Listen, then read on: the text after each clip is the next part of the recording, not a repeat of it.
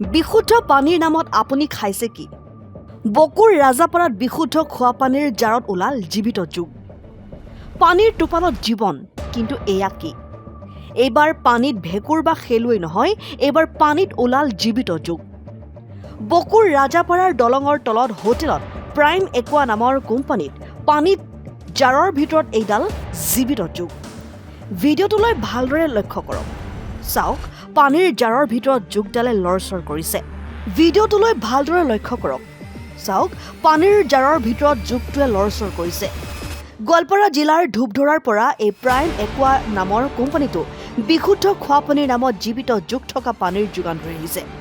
প্ৰশ্ন হৈছে, বিশুদ্ধ খোৱা পানীৰ নামত গ্ৰাহকৰ জীৱনক লৈ নিকৃষ্ট হেতালি খেলি পানী খুৱাই লুণ্ঠনৰ জাল মেলিবলৈ ক'ত অধিকাৰ পালে এইটো তথাকথিত প্ৰতিষ্ঠানে?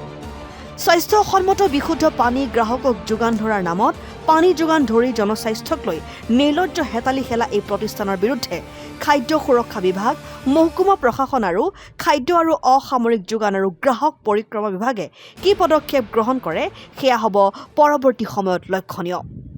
তাৰমানে এইটো খুলিব বিচাৰিছিলোঁ আমি, তাৰপিছত খুলিব খোজোতে তাৰমানে যুগডাল দেখা পালোঁ। মানে দেখা পাই ক'লোঁ আৰু কি বস্তু বুলি কিনে। কোম্পানীৰ নামটো কি?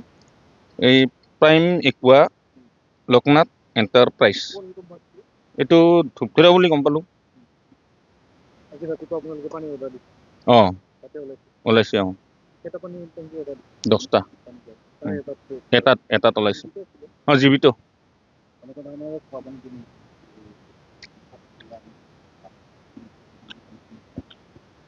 এনেকুৱা যদিও ওলাই মানুহৰ কাৰণে এইটো বহুত অসুবিধা হয় না, ক্ষতিকাৰক। আপোনালোকে দেখা পাল বুলি যদি দেখা নাপায় বুলি কোনোবা পানী গ্ৰহণ কৰিলে তেতিয়া নিশ্চয় এটা এই স্বাস্থ্যৰ প্ৰতি ভাবুকি বহুত সৃষ্টি হ'ল তাকেতো। এতিয়া আৰু কি ক'ম, এনেকুৱা হৈ থাকিলে অলপ অসুবিধা হয় আৰু। আপোনালোকে হোটেল কৰ্তৃপক্ষ যিহেতু আপোনালোকে এনেকৈ পানী কোম্পানীৰ পৰা পানী অৰ্ডাৰ দিয়ে, গতিকে আপোনালোকৰ কাৰণে এটা চিন্তাৰ বিষয়। অঁ, ভৱিষ্যতে আপোনালোকে পানী অৰ্ডাৰ দিয়াৰ ক্ষেত্ৰত বহুতখিনি কথা চিন্তা কৰিবলগীয়া হৈছে। এনেকৈ আৰু কেতিয়াবা আৰু ওলাব কি জান, একোতো ঠিক নাই। এনেকৈ আৰু ৰাভা জনগোষ্ঠীৰ এটা অন্যতম উৎসৱ বাইখৰ ডেৰা। বাইখৰ বাবে আমি এটা বাইখৰ উদযাপন কৰা চুকনীয়াবোৰ উদযাপন কৰি আছে এতিয়াও আজি। তাৰ মানে আমি ইয়াতে মানে খানাৰ আয়োজন কৰা হৈছিল এই দলঙৰ তলত হোটেল বুলি হোটেলখনত। আৰু তাত আমি 10টা জাৰ 20 লিটাৰৰ জাৰ আমি অৰ্ডাৰ কৰিছিলোঁ প্ৰাইম একুৱা লোকনাথ এণ্টাৰপ্ৰাইজ বুলি এটা প্ৰতিষ্ঠানৰ পৰা। আৰু সেই প্ৰতিষ্ঠানটোৰ 10টা জাৰত আমি যেতিয়া পানীৰ কাৰণে খুলিবৰ কাৰণে লৈছিলোঁ, তাৰ ওপৰত এটা যুগ ওলাইছিল আৰু যুগটো আচলতে জীৱিত অৱস্থাত আছিল। আৰু আচলতে এনেধৰণৰ যদি খোৱা সামগ্ৰীত খাদ্যত যদি এনেধৰণৰ যুগ বা বিশেষ যি ওলায়, আচলতে মানুহৰ বাবে এটা দুৰ্ভাগ্যজনক বুলি ক'ব লাগিব। আচলতে তেওঁলোকৰ কাণ্ডজ্ঞানহীনতাৰ বাবে এনেধৰণৰ কাণ্ড ঘটিবলৈ হৈছে। তো গতিকে তেওঁলোকে সতৰ্ক হোৱা উচিত এনেধৰণৰ পৰা। আৰু আচলতে এটা কথাই বেয়া দুৰ্ভাগ্যজনক বুলি ক'ব লাগিব। ইয়াতে ভোজনৰ আয়োজন কৰা হৈছিল আৰু এতিয়াও চলি আছে, আহি আছে, মানুহ খাই আছে। আৰু আচলতে সেই দামটো আমি চাইড কৰি থৈ দিছোঁ আৰু তেওঁলোকক জনাইছোঁ, কৰ্তৃপক্ষক জনাইছোঁ। আৰু তেওঁলোকে কি ব্যৱস্থা কৰে তেওঁলোকে নাজানো, কিন্তু আচলতে যদি এনেধৰণৰ বা তেনেকুৱা ধৰণৰ সামগ্ৰী ওলাই তেতিয়াহ'লে এটা স্বাস্থ্যৰ কাৰণে